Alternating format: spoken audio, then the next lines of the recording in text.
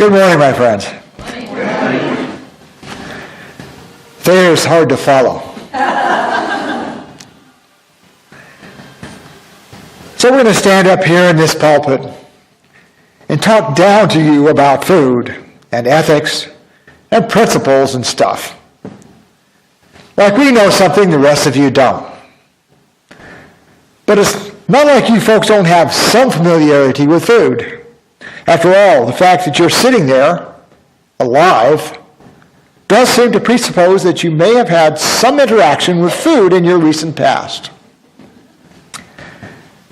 They say there are two things instilled in every person from birth: religion and diet.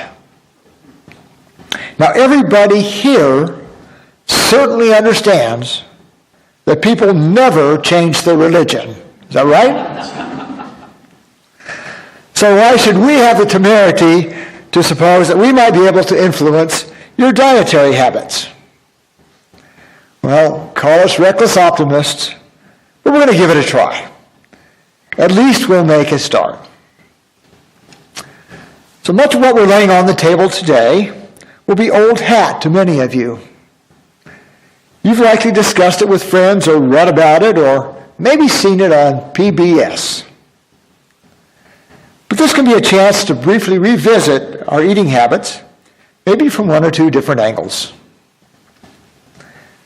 Most of us develop our early eating habits from our parents, or maybe from close relatives or friends. I think most folks are like me and feel their mom's cooking absolutely set the standard. That would later on help to create serious matrimonial disharmony. Since I was a lower middle class child in the 40s and 50s, we had far fewer food choices than you'll find today. And we ate a lot more seasonally. For the most part, there were fewer additives. Now I say that, but then I recall that was the era of DDT and white oleomargarine with the little coloring packets. We knew nothing about trans fats.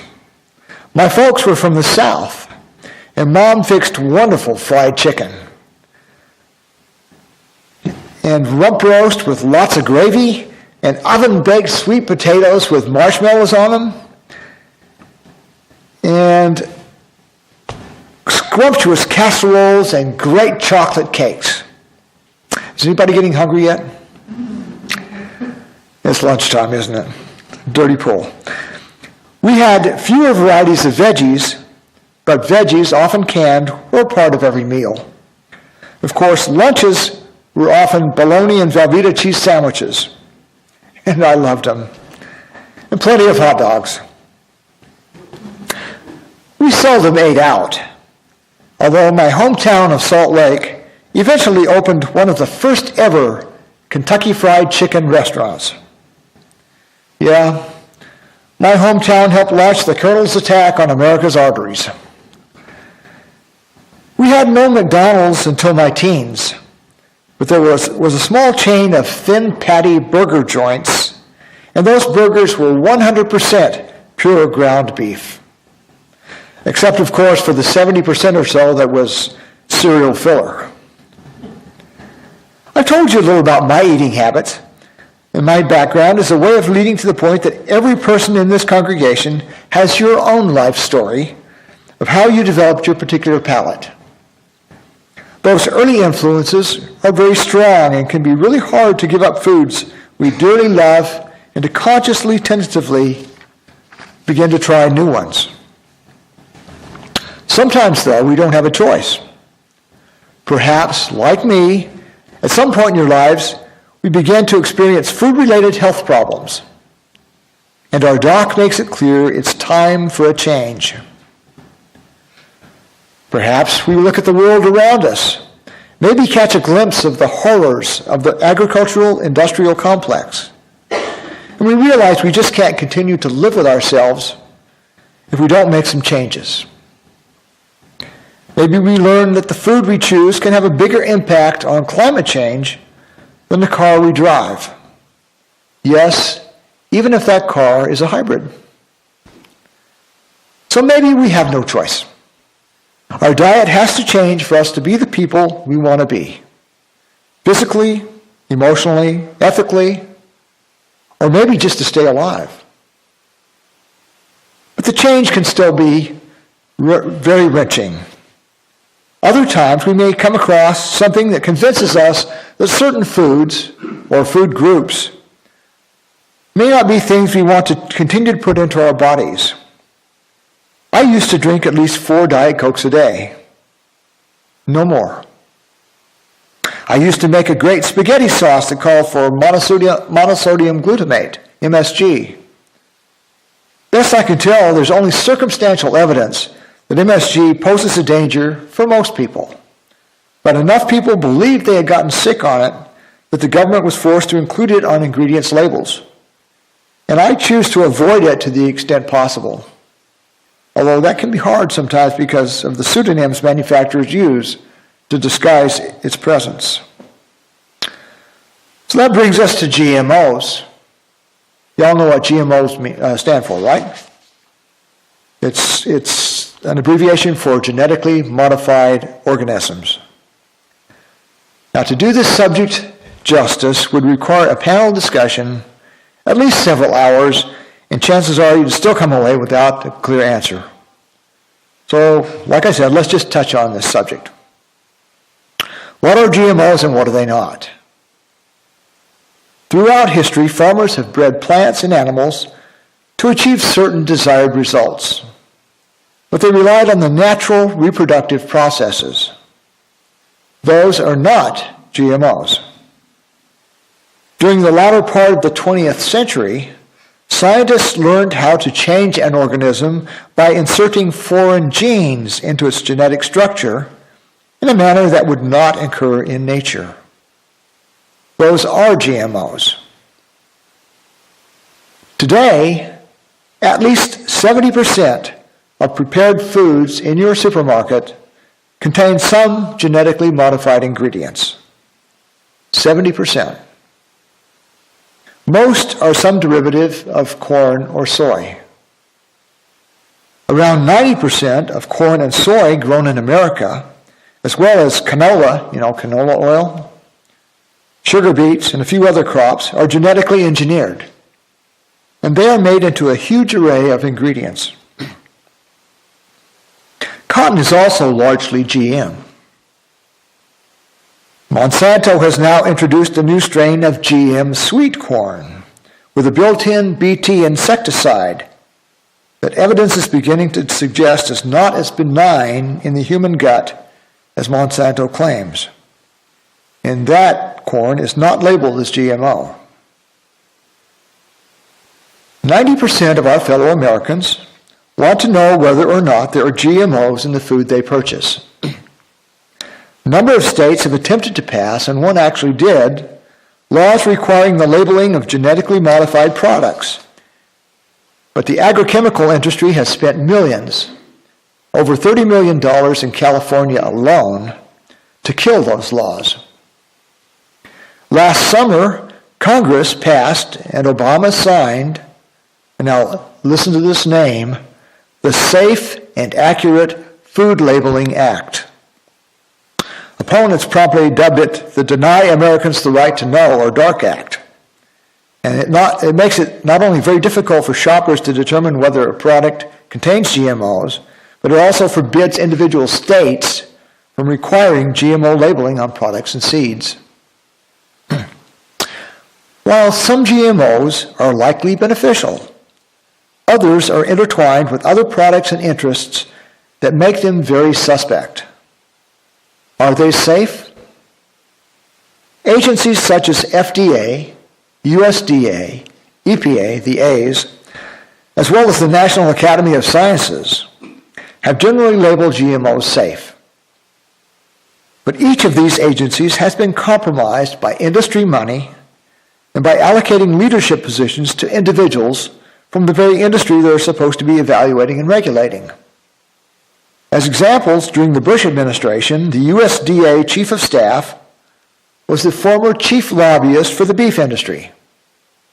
And the head of the FDA was the former executive vice president of the National Food Processors Association.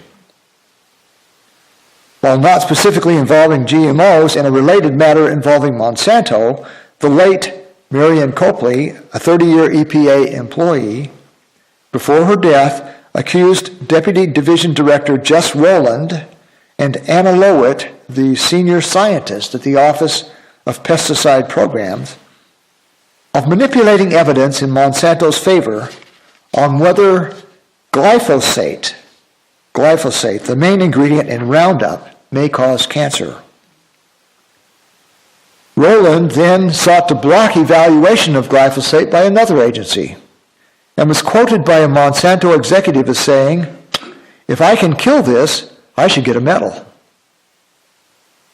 Lots of agribusiness money also flows to universities, where researchers who find in favor of the industry are rewarded and promoted, while those who report problems are fired and blackballed. Now, I choose to avoid GMOs to the extent that I can. Linda and I have very limited space for a home garden, but buy fresh produce, preferably local, as much as possible. We buy organic as much as we can, as well as products certified as non-GMO. We buy milk products that are labeled as free from recombinant bovine growth hormone, another one of Monsanto's little goodies, or RBGH. And we buy European cheeses, which cannot contain RBGH and other hormones and antibiotics found in the U.S. dairy. Poultry has surpassed beef as the most eaten meat in this country, with 9 billion, that's a B, chickens slaughtered annually. Poultry farmers are at the mercy of 4 giant corporations which enforce reprehensible living conditions for their birds and reprehensible working conditions and risk for the farmers. The Organic Consumers Association, the OCA, has a detailed article on its website entitled "How and Why to Boycott Factory Farmed Chicken."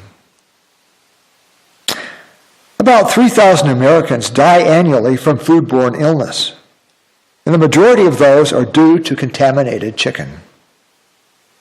OCA suggests buying not only USDA organic chicken, but organic chicken that has been animal welfare approved or Global Animal Partnership certified, Step 5 or Step 5 Plus. Now the steps are something I really wasn't familiar with before I got going on this particular subject, but Steps 1 through 5 Plus detail just how organic chickens were raised. And it's very detailed how that is done, so that's very worthwhile looking at. Let's talk vegan. Did you hear about the meat eater who asked her vegan friend, "Hey, I understand there's a new study saying vegans are more likely than omnivores to go blind. Is that because you don't get the proper nutrition?" Her friend replied, "Nah, it's just from reading all of those tiny long ingredients lists." While vegan or vegetarian is certainly the best way to go, I feel that Linda and I have been omnivores all our lives, and we'll likely not make that intergalactic jump. So we look for seafood that's approved by the Monterey Bay Aquarium, and you can find them online, print out their little pocket-sized list of choices. We look for poultry and eggs that aren't caged or crowded into sunless coops, mutilated and fed gobs of antibiotics. We look for pasture-raised, grass-fed beef, not beef finished in giant feedlots called CAFOs on GM corn, which our systems aren't designed to handle. The corn feed, plus the conditions in the CAFOs, which are really horrible, create super strains of E. coli bacteria, some of which can be carried into the final processed meat, perhaps even the pink slime that is run through an ammonia bath. Runoff feces from the CAFOs has gotten into the water and contaminated other crops, such as the spinach, which killed and sickened people on more than one occasion. The food we choose doesn't only affect us and our families, and our choices don't impact only our 7th principle. When we select products from factory farms and giant agribusiness, we expose agricultural workers around the world to often indiscriminate use of cancer-causing pesticides like Roundup, and workers in processing plants to serious risk of physical and biological injury in contravention of our first, second, and sixth UU principles. Melinda and I are fortunate that we're able to be fairly choosy in how we select our food. Buying organic or at farmers markets does cost more than regular supermarket staples. It's taken us a lifetime to get here. But what are some things that a family can do when they're on a limited budget and have limited time? Well, preparing your own meals at home will almost invariably be a healthier choice than eating out. And it can be faster, believe it or not. Before Linda and I hooked up, I had to figure efficient ways to feed myself. One thing I did was to buy those pound-sized variety packages of dry beans. They're really cheap. I'd cook up a big batch in a Dutch oven or crock pot with some onions and tomatoes and perhaps some inexpensive variety of meat. I'd then freeze meal-sized portions in small Corningware dishes, but never in plastic. Similarly, I divvied up large salads into meal-sized portions, leaving out sensitive ingredients till I was ready to use them. And there are lots of recipes out there and online for quick, easy-to-prepare meals using healthy ingredients. Little time spent exploring and planning can pay big dividends in time, but more importantly, in health. Carol covered pretty well the UUA Statement of Conscience on Ethical Eating, so I'm not going to go back over that again. She really covered that well. But there are two final things I'd like to ask of you today. First, corn and soy farmers sell their product at well below the cost of producing them. Their profit comes entirely from government subsidies. Tell your congressperson at every opportunity that those subsidies need to go to healthy foods. It would also be helpful for as many citizens as possible to make your feelings known for the current proposal for USDA to kill its organic certification program. Those are two ways of standing up for the interdependent web of all existence of which we are a part. As we stand in body or spirit for our closing hymn, number 71, In the Spring with Plow and Harrow.